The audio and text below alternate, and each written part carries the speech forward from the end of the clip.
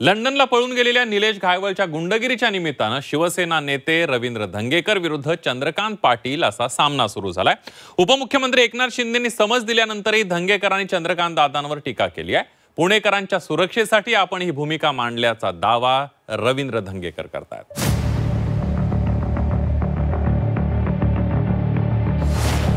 कोथरूडच्या गुन्हेगारीवरून धंगेकरांचा चंद्रकांत दादांना सवाल। शिंदेंच्या सूचनेनंतरही धंगेकर चंद्रकांत दादांविरोधात आक्रमक।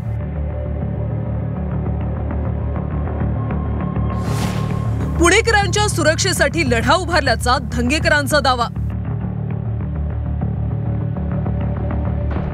कोथरूडचा गुंड निलेश घायवळच्या प्रकरणात शिवसेना नेते रवींद्र धंगेकर यांनी भाजप नेते चंद्रकांत दादांच्या विरोधात आघाडीच उघडली। निलेश घायवळ आणि त्याच्यासोबतच्या गुंडांचा भाजप नेते आणि उच्च आणि तंत्रशिक्षण मंत्री चंद्रकांत पाटलांभोवती वावर का असा सवाल धंगेकरांनी उपस्थित केला।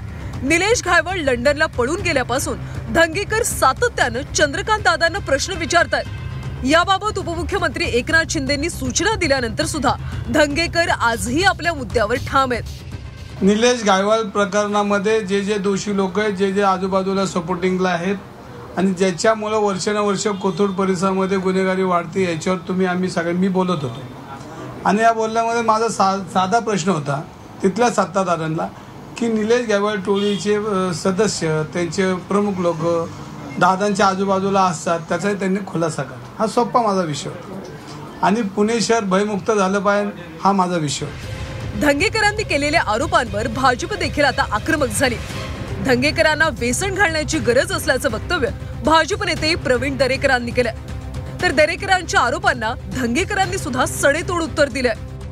रवींद्र धंगेकरांना वेसण घालण्याची आवश्यकता होती, पहिलं सुटारू होते, आता एकनाथ शिंदेंकडे असल्यामुळे त्यांना शिस्तीतने चौकटीतच काम करायला लागलं। प्रवीण दरेकर हे माझे मित्र आहेत आणि आम्ही एका पक्षामध्ये काम केले। मी काँग्रेसकडे आलो, ते भाजपकडे गेले आणि त्यांची भूमिका ही माझी भूमिका आहे, पण कोणाला तरी खुश करायचं आहे, कोणापुढं आपण लईच वाकून काम करतोय, कोणाच्या बाजूने बोलतोय आणि मग आता ते नाही केलं तर त्यांची पदं राहतील का? त्यांना आयती पदं मिळत आहेत, ती पदं कशी मिळतात? हे काम आहे त्यांचं। मला खास मित्र आहे, जीवाभावाचा मित्र, कारण एका संघटनेत काम केलं, एका ताटात खाल्लं, पण मला व्यसन घालणे इतपत मला ना आठवत कोण व्यसन घालणं। ज्या दिवशी व्यसन घालायची वेळ आली त्या दिवशी मी राजकारण सोडून दिलं। रवींद्र धंगेकरांनी कोथरूडच्या गुन्हेगारांविरोधात मोहीम उघडली। या मोहिमेमुळे त्यांच्यावर हल्ला होण्याची भीती व्यक्त करण्यात येते।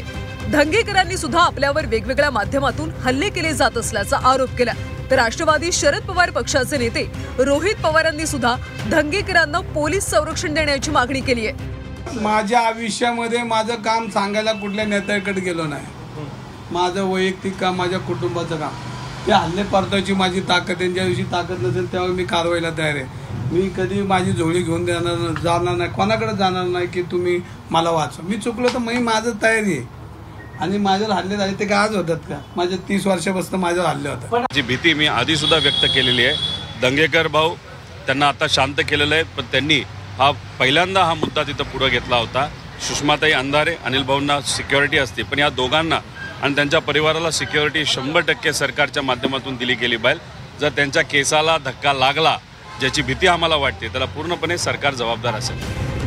खरं तर पुणे गुन्हेगारी मुक्त करण्यासाठी मोहीम उघडल्याचं रवींद्र धंगेकर सांगतात। असं असलं तरी धंगेकरांचा आक्रमक बाणा पाहता त्यांच्या रडारवर चंद्रकांत दादा पाटील आहेत हे लक्षात येत असल्याचं पुण्यातले राजकीय निरीक्षक आता सांगू लागलेत। निलेश खरमरे, झी 24 तास, पुणे।